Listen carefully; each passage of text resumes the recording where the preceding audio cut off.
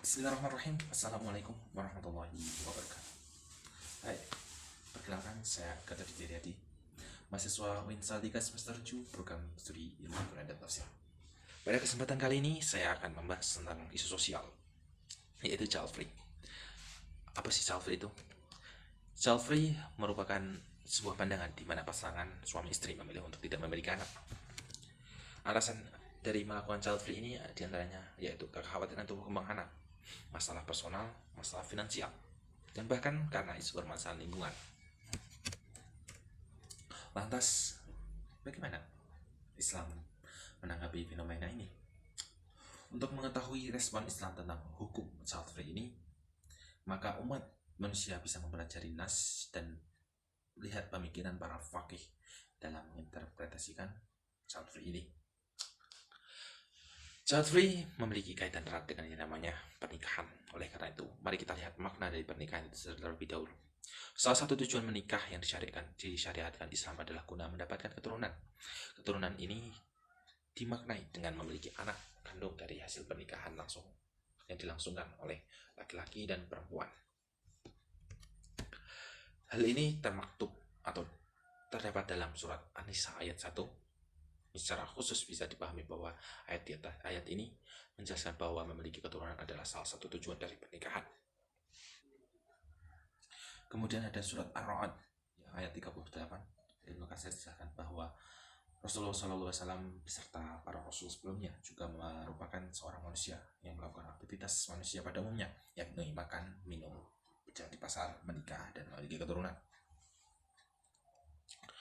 Berdasarkan tafsir Ibnu Katsir, teranglah bahwa pernikahan dan memiliki keturunan adalah fitrah manusia di dunia ini.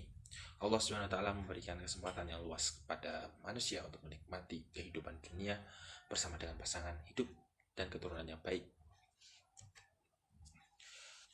Kemudian ada beberapa ayat lagi yang membahas tentang pernikahan dan keturunan. Di antaranya ada surat An-Nahl ayat 72 dan surat Ali Imran ayat 14. Selain itu juga ada ayat yang menerangkan tentang tanggung jawab seorang tua untuk mengurus keturunannya atau anak-anaknya, yaitu terdapat pada surat Quran An-Nisa ayat 9. Quran An-Nisa ayat 9.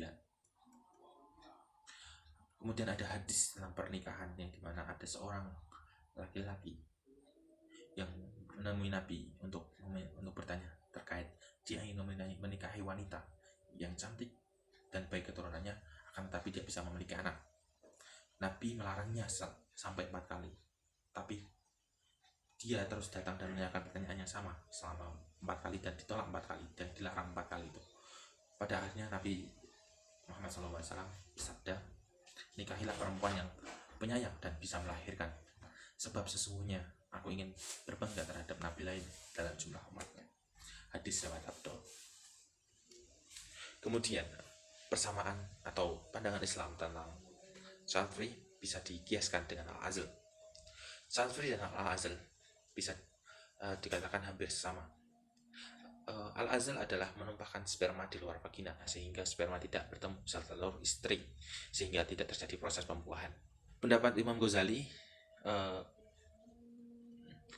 ya itu tadi al-azl, dia mengkiaskan child free dengan al-azl. Jadi child free itu hukumnya boleh seperti al-azl, namun akan berbeda hukumnya ketika child free ini dilakukan dengan cara meniadakan sistem reproduksi secara total dan sengaja, karena hukum menghilangkan sistem reproduksi hukumnya haram. Kesimpulannya, memiliki keturunan itu dianjurkan dalam Islam, akan tetapi itu bukan sebuah kewajiban. Apabila ingin melakukan child free, itu hanya dengan niatan menunda dengan sementara, tidak boleh secara permanen seperti yang menghilangkan alat reproduksi, karena itu diharamkan. Dan tidaklah perlu mencoba memaksakan pemahaman child free kepada orang lain. Cukup jika emang itu memang pandangan diri sendiri, ya untuk diri sendiri aja. Ya mungkin itu sekian yang bisa saya sampaikan. Jika ada salah kata saya mohon maaf. Kurang lebihnya dari saya, wabillahi taufiq wal hidayah. Wassalamualaikum warahmatullahi wabarakatuh. Referensi saya dari